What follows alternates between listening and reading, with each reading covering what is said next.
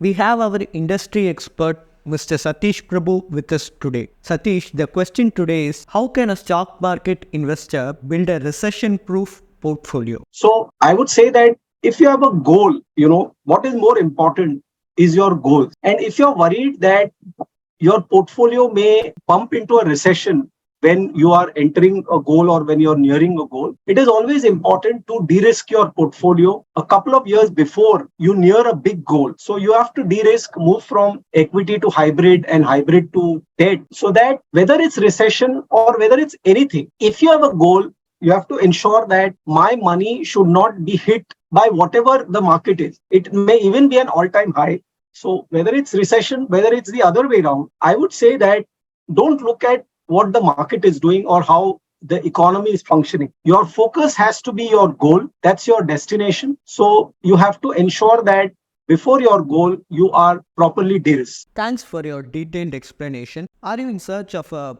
personal guide who can remove the stress of handling your finances? Then please feel free to avail our expert consultation. And also, you can attend our webinars to gain investment related insights. Both the consultation and webinar are absolutely free, and you can find the link in the below description. Please like, share, and do subscribe to Holistic Investment.